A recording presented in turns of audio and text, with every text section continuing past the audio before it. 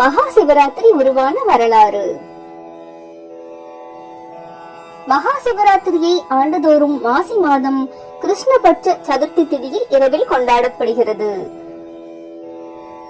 மகா சிவராத்திரி அன்று விரதம் இருப்பதால் தெரியாமல் செய்த பாவங்களுடன் தெரிந்தே பாவங்கள் செய்திருந்தாலும் அவை நம்மை விட்டு நீங்கி போகும் என்பது ஐதீகம். அத்தகைய சிறப்பு வாய்ந்த மகா சிவராத்திரியின் வரலாற்றை நாம் இந்த தொகுப்பில் தெரிந்து கொள்ளலாம். பிரளய காலத்தின் போது பிரம்மனும் அவரால் படைக்கப்பட்ட அனைத்து ஜீவராசிகளும் அழிந்து விட்டது. இதனால் அண்ட பிரம்மாண்ட உலகம் செயலற்று இருந்தன. இந்த நிலையில் கருணையே உருவான அம்பிகை மீண்டும் அண்ட பிரம்மாண்ட உலகம் மீண்டும் இயங்குவதற்கு உயிரினங்கள் மீண்டும் செயல்பாட்டில் ஈடுபட கடுமையான இடைவிடாத தவம் செய்தார்.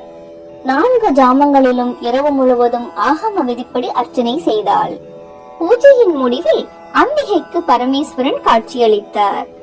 ஈஸ்வரனை வணங்கி, அடியேன் தங்களை பூஜித்த இந்த இரவை தேவர்களும் மனிதர்களும் தங்கள் திருநாமத்தாலேயே, அதாவது சிவராத்திரி என்றே கொண்டாட வேண்டும் என்று வேண்டினாள்.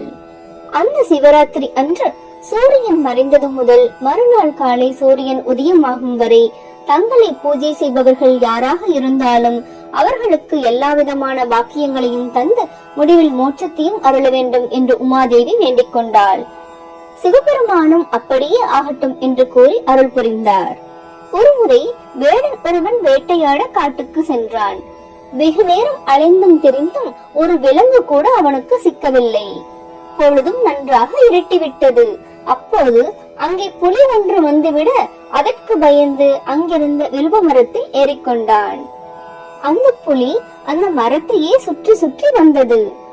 மரத்தில் கண் அயர்ந்தால் கீழே விழுந்த புலிக்கு இரையாகிவிடக் கூடும் என்பதால் தூக்கம் வராமல் இருக்க அந்த மரத்தின் இலைகளை கீழே பறித்து போட்டுக்கொண்டே இருந்தான். அந்த இலைகள் எல்லாம் மரத்தின் அடியில் இருந்த சிவலிங்கத்தின் மீது விழுந்து கொண்டிருந்தன. மேலும் அன்றைய தினம் மகா சிவராத்திரி என்பதால் இரவு முழுவதும் சிவபெருமானை கண்விழித்து பூஜித்த பலனையும் தன்னை அறியாமலேயே பெற்றான். அதன் காரணமாக அந்த வேடனுக்கு முக்தி அளித்து மோட்சத்தை அருளினார் சிவபெருமான் என்கிறது புராண கதைகள். மகா சிவராத்திரி அன்று விரதம் இருப்பதால் தெரியாமல் செய்த பாவங்களுடன் தெரிந்தே பாவங்கள் செய்திருந்தாலும் அவை நம்மை விட்டு நீங்கி போகும். சிவராத்திரியை லிங்கோத்பவ காலம் என்றும் சொல்வார்கள். மகாநிசி காலம் என்று சாஸ்திரங்கள் சொல்லும் நள்ளிரவு நேரத்தில் சிவனை வழிபடுவது பல நன்மைகளை தரும். சிவராத்திரி 4 காலங்களிலும் 4 விதமான அபிஷேகங்கள் சிவனாருக்கு செய்யப்படும். முதல் கால பூஜையில் பஞ்சகவ்யம், 2ஆம் காலத்தில் பால் பஞ்சாமிர்தம், 3ஆம் காலத்தில் பழச்சாறுகள், 4ஆம் காலத்தில் சந்தன அபிஷேகம் செய்வது விசேஷம். சிவராத்திரி அன்று எல்லா சிவாலயங்களிலும் உள்ள சிவபெருமானை வழிபடுவது புண்ணியத்தை தரும். ஆனாலும் சிவராத்திரியின் மகிமையால் உண்டான சப்த விடங்க தலங்கள், 12 ஜோதிர் தலங்கள், பஞ்ச சபைகள், பஞ்சபூத தலங்கள், பஞ்ச ஆரண்ய தலங்களுக்கு சென்று வழிபடுவது விசேஷம். முடிந்த வரையில் வில்வ இலைகளால் சிவனாரை அர்ச்சனை செய்ய வேண்டும். வில்வ அர்ச்சனை அவருக்கு உகந்தது என்பதால் அதனையே பிரசாதமாக பெற்று சென்று வீட்டில் வைத்தால் சுபிட்சம் உண்டாகும்.